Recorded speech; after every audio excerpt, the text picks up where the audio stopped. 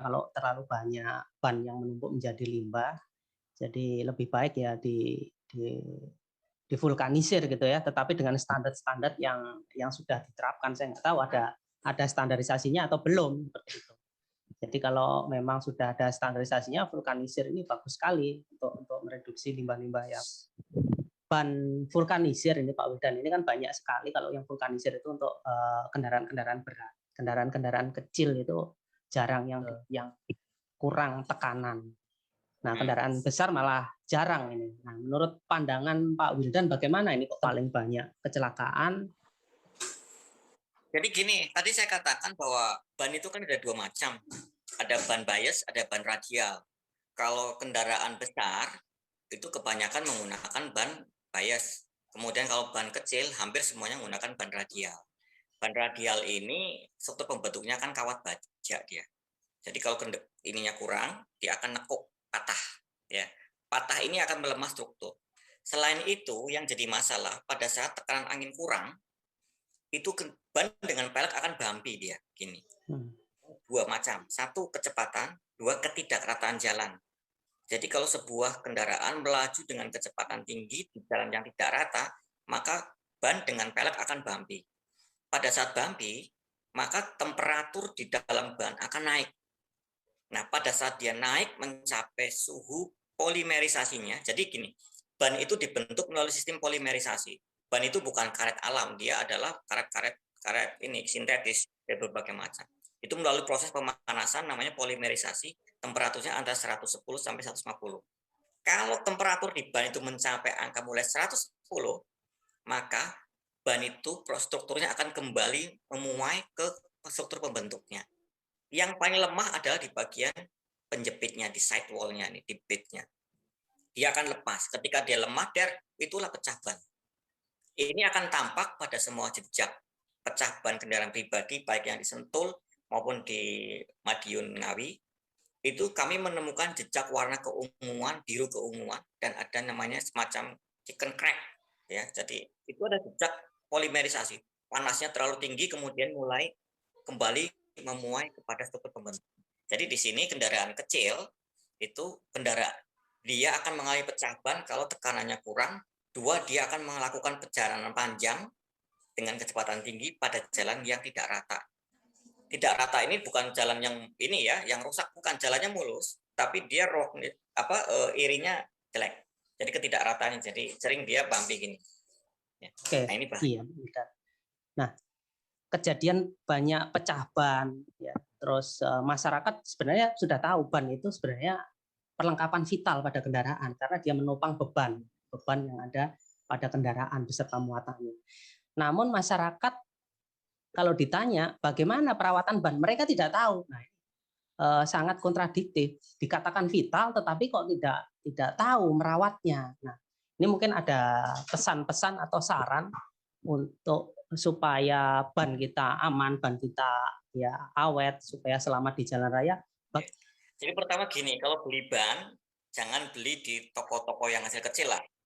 Karena penyimpanan ban sendiri sudah bermasalah. Kalau misalkan ban itu tumpuk-tumpuk biasa aja, ya, maka ban itu cenderung berisiko mengalami oksidasi.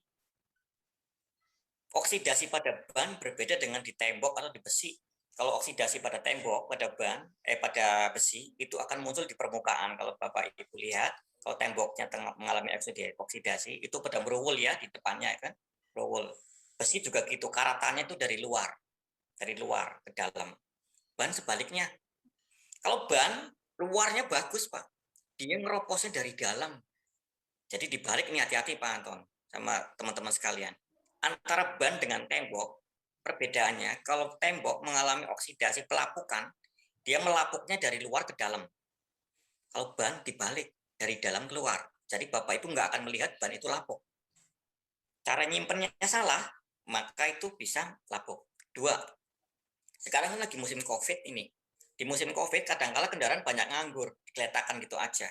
Usahakan kendaraan Bapak Ibu diputarkanlah kena aspal, jangan sampai ditaruh di garasi sampai berminggu-minggu. Karena ketika itu diletakkan begitu saja, akan terjadi proses oksidasi. Bapak Ibu nggak akan merasa. waktu saya mengajar di Bali, saya pernah mendapat pertanyaan dari peserta, Pak, saya dari bulan Maret sampai Agustus, itu kendaraan saya, angkutan sewa, tidak beroperasi, karena nggak ada konsumen. Kendaraan saya taruh di garasi. Bulan September saya dapat order, tapi saya sial, Pak. Hari pertama saya narik, 4 ban saya pecah semua. Padahal bannya masih bagus. Terus saya tanya, Bapak, waktu dari Maret sampai Agustus tuh, mobilnya keluar nggak? Nggak, Pak, orang nggak dapat order. Nah, itu dia. Seharusnya Bapak nggak boleh naruh mobil berdemikian saja. Bapak harus mutarkan tiap hari, jadi biar kena matahari, kena aspal, sehingga proses oksidasi nggak terjadi. Karena proses oksidasi itu terjadi pada saat diletakkan demikian saja. Demikian juga ban cadangan. Saya berulang kali ngomong, ban cadangan jangan dipakai untuk penerus. Ban cadangan itu hanya dipakai pada saat untuk berjalan menuju tempat penggantian ban. Hati-hati, jangan laju cepat-cepat kalau lagi pakai ban cadangan. Kita nggak tahu apakah ban itu udah terkena proses oksidasi atau enggak. Karena kita nggak pernah tahu terjadinya pelapukan pada ban. Pelapukan pada ban itu dari dalam keluar. Kelihatannya bannya masih bagus, kokoh, pentung-pentung gini nggak masalah. Dalamnya rapuh. Pada saat dia bergerak dengan cepat, panas, nggak kuat, pecah dia. Kemudian hindari juga apabila Bapak Ibu lagi melaju, ada lubang, dihajar, itu nanti akan rusak juga di casingnya. Jadi menabrak lubang atau batu atau apa itu yang rusak bukan threadnya, tapi adalah casingnya. Ini yang mahal, mau nggak mau harus ganti. Mungkin itu Pak Anton. Jadi seringkali kita salah persepsi beli ban. Saya pernah juga datang ke perusahaan angkutan umum, saya lihat tuh Bapak naruh banyak gitu, ban baru ditaruh ditumpuk-tumpuk. Kenapa Pak? Harus pakai palet Pak, harus pakai palet, pakai kayu ditempel, ditumpuk ini, nggak boleh langsung tumpuk-tumpuk kayak sate kayak gitu, nggak boleh.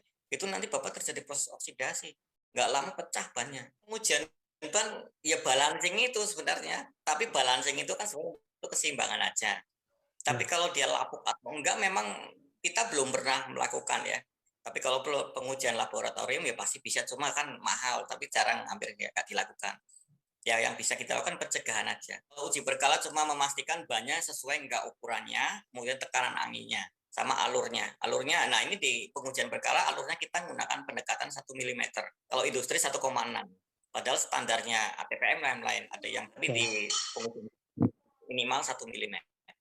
Oke, baik Pak Wildan, pandangan Pak Wildan terkait ban vulkanisir tadi, terus tips-tips mencegah ban supaya tidak pecah. Jadi memang ban pecah itu saya lihat di berita itu hampir setiap minggu itu ada kejadian ban pecah di jalan tol, dan itu selalu berakibat fatalitas di jalan tol dan kendaraannya rusak parah karena terjadi rolling dan guling.